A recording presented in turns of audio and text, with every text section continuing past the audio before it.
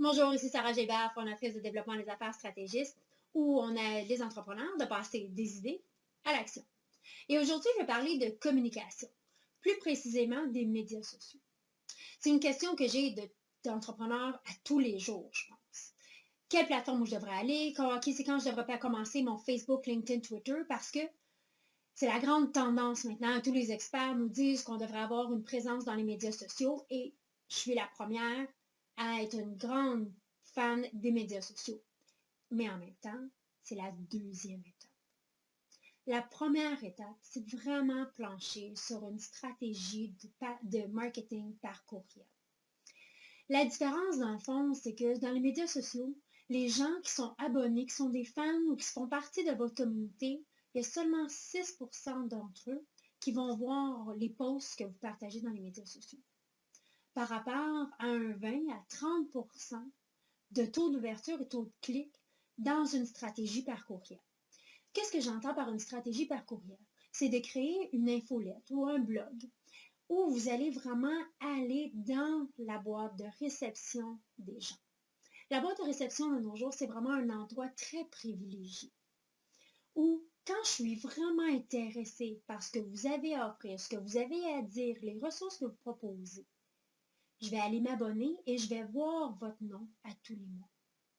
Maintenant, bâtir votre liste, c'est vraiment la première stratégie. Comme je dis, moi personnellement, je suis dans LinkedIn, Facebook, Twitter, YouTube et de façon très active, mais ça n'a pas été la première chose que j'ai fait. La première chose du jour 1 que j'ai fait avec ma business, c'est vraiment de mettre l'accent sur bâtir une liste. Une liste de clients potentiels, de centres d'influence qui vont voir votre nom à tous les mois.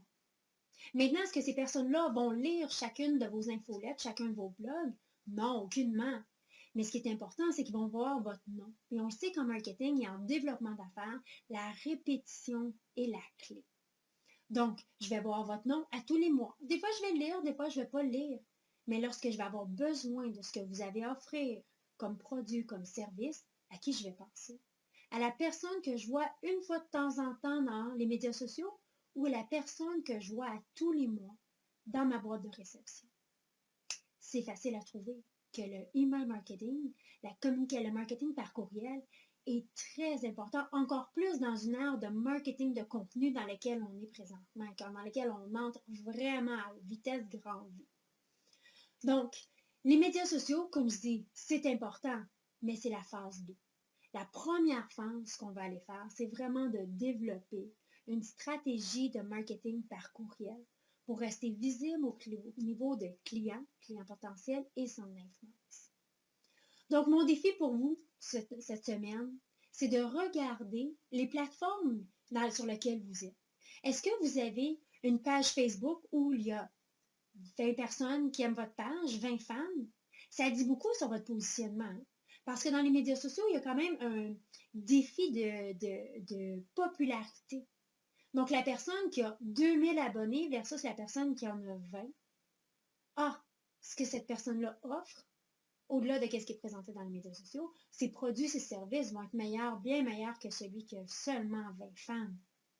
Et la même chose, est-ce que votre profil dans LinkedIn, il est désuet, il n'est pas assez date? Si votre profil est désuet, est-ce que ça veut dire que vos stratégies sont désuètes? C'est ce qui se passe inconsciemment dans les gens qui regardent vos plateformes dans les médias sociaux.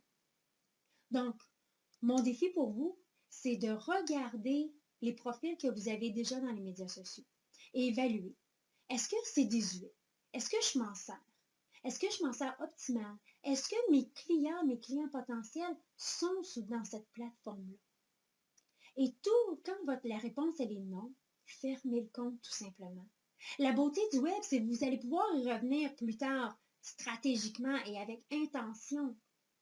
Mais entre-temps, positionnez votre pratique d'affaires de façon à la hauteur des services et des produits que vous offrez.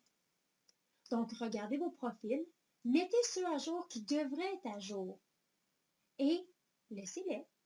Puis, considérez après ça une stratégie marketing par courriel, infolette ou blog. Dans une autre vidéo, on va parler de comment bâtir une stratégie de communication. Vous allez voir, simple et efficace, ça fonctionne. Mais entre-temps, faites du ménage pour laisser de la place. Et on va se voir dans une autre vidéo.